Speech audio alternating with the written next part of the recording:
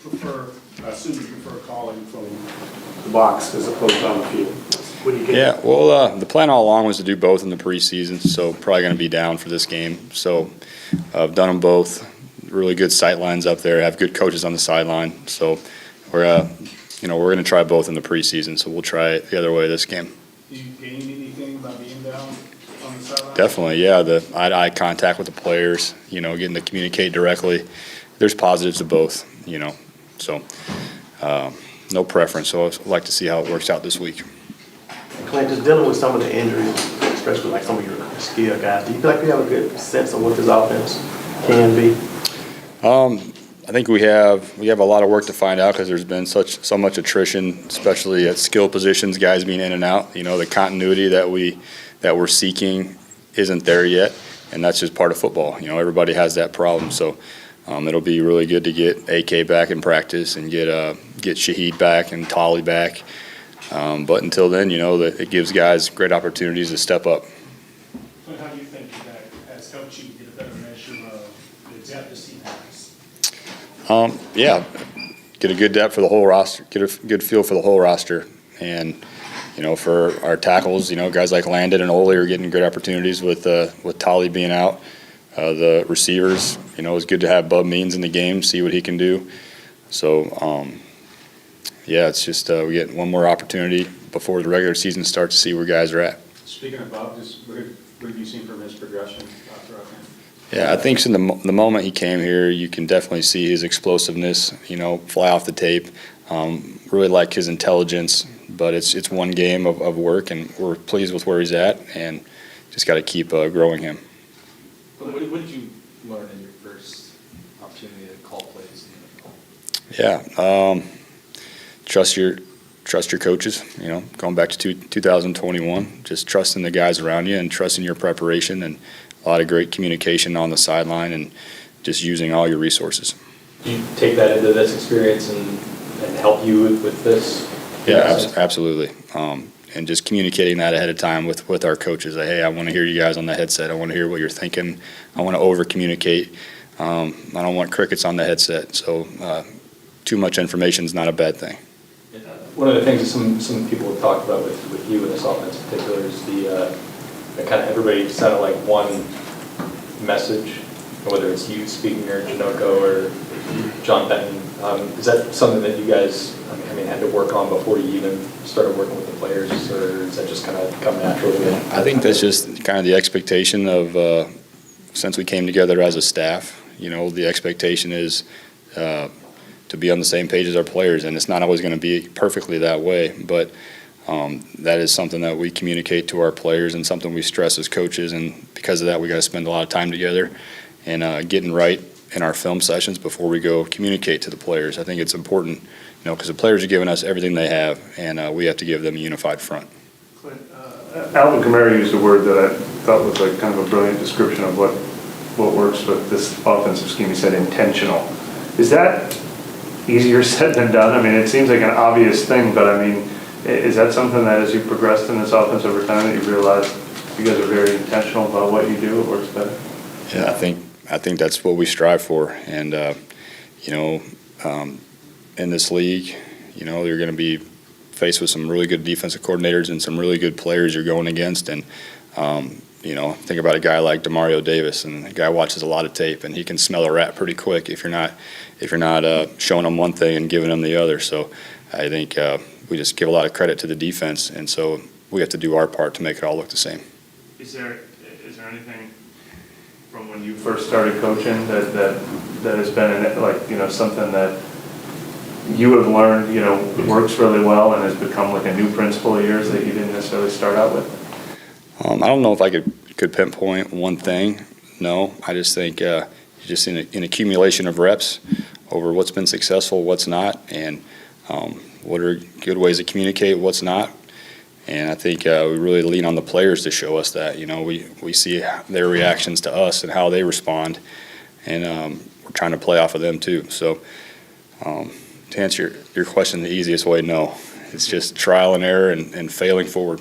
And then when you have, guys with unique skill sets, Taysom Hill, Alvin Kamara come to mind, but have you always done a good job, or have you learned to be like, how can I, do what's best to take advantage of the skill sets of these kind of guys instead of just trying to make them fit in the system? Oh, yeah. If you're hard-headed, then it's not going to go very far. It's all about the players and getting them in position, and that's a great challenge that we have as coaches. And, they have their helmets on Sunday, we don't. So we got to get them in great positions, and that's something that we're always talking about upstairs. And just because it worked in 2008 one way doesn't mean it's going to work in 2024 for the Saints. So we have to adapt to our guys. Some of the quarterbacks have mentioned that you guys use more pure progressions. What's the benefit of that for a quarterback, and how does it make it easier? Well, I think we definitely give them a little bit of both. I think overall it's when you use a pure progression play, you can kind of narrow someone's focus, narrow their vision, narrow their keys, so they're not trying to see everything pre-snap, they're trying to see one thing.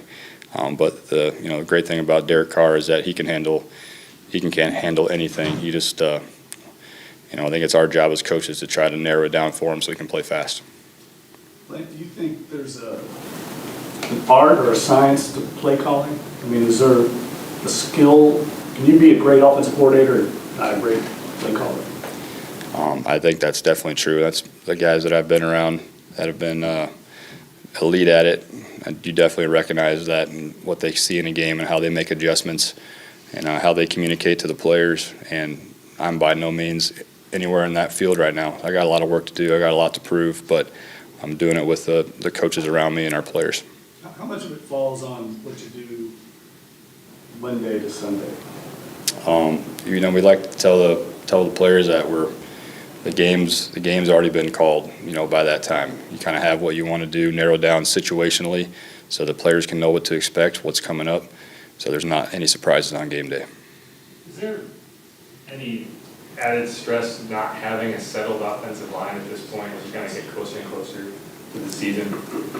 I think it's just with all positions, you never have that comfort. I've never been on a team where you know exactly what you're going to get, and the minute that you do, it all changes with one injury. So you better keep coaching everybody on the roster, and I think that's one thing our coaches do a great job of doing. You're saying you have a lot to prove.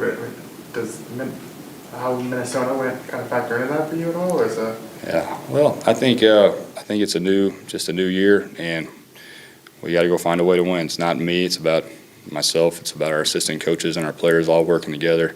It's really got nothing to do with me.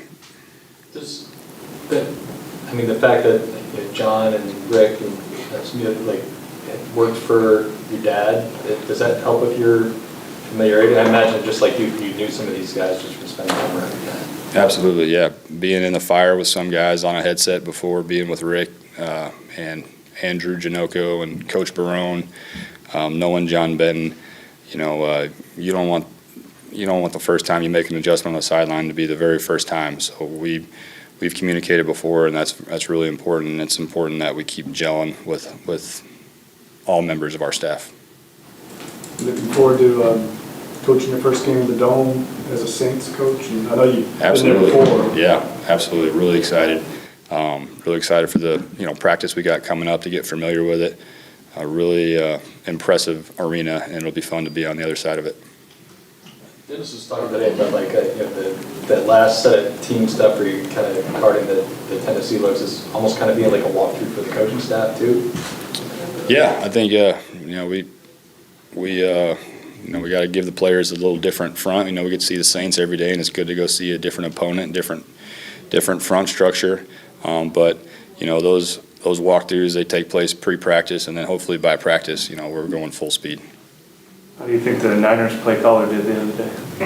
Oh man, that's a good one. That was a good one. Hey, they won. What were those conversations like with play after the game? Just, that's my brother. So I talked about probably everything else other than football, and have a really special relationship with him, and really grateful for my time working with him, and really proud of him. Dennis also mentioned 95-yard Touchdown try. What were some of the bright spots that you saw from after the scoring? Was the bright spot of the parts of it?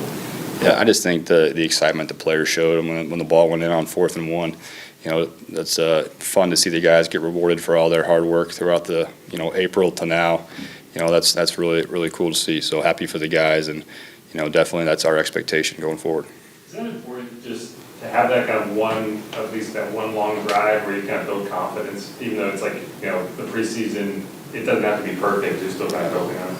Absolutely, Yeah, that was extremely important for our guys to have that success, and we got a long season ahead of us, and those are the kind of drives that can really get a team going. When you show someone that you can run the football down the field the way our guys did, that was exciting. But we also know that there's a lot of work to be done, and it's the expectation is more and more and more. So we're just going to keep harping on the guys to try to do better. How close was that drive to the way that your offense is supposed to look in terms of the control of the ball, the diversity of plays, Well, I don't think it's ever the same. You might even plan it to be one way, and you come into the game, and now you got to throw it 50 times to win it, or you got to go win a game, 6-3. It doesn't matter how you do it. So we got to be able to prepare to win a lot of different ways. How close do you think this team is to being what it needs to be from a schematic and execution standpoint, given all the injuries that you've had? Yeah, I think there's a sense of urgency to get our tails ready for week 1, and regardless of how close we are, it doesn't matter. We better figure it out because it's starting here in a couple weeks.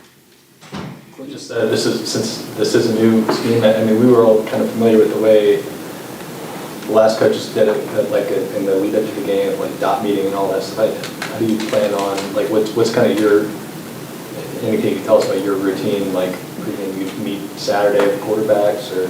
Yeah, we're kind of getting into that battle rhythm right now, but Coach Da gives us a walkthrough on Saturday. We try to meet extra with the quarterbacks the night before the game. I'm sure the last regime did the same thing, but we're meeting as much time as DA will give us to meet. When you talked about being able to win different ways in this league, obviously you're going to be multiple and diversified, but is there something to that cliche of having an identity, and do you believe in that? Is that important? Oh, it's extremely important, and DA really stresses us being a physical, smart team. So that's coming right from the head coach, and that's what we want to be as an offense. And can you be physical without running the ball? Yes, but we definitely, it's part of who we want to be as a team that can run it versus an 8-man front. And DC has to be able to get the skill guys going when they take it away and go make plays down the field. So there's a lot of ways to win, and you guys have all seen it every Sunday, and it always comes down to the wire, so you better be darn good in situational football too, 2-minute.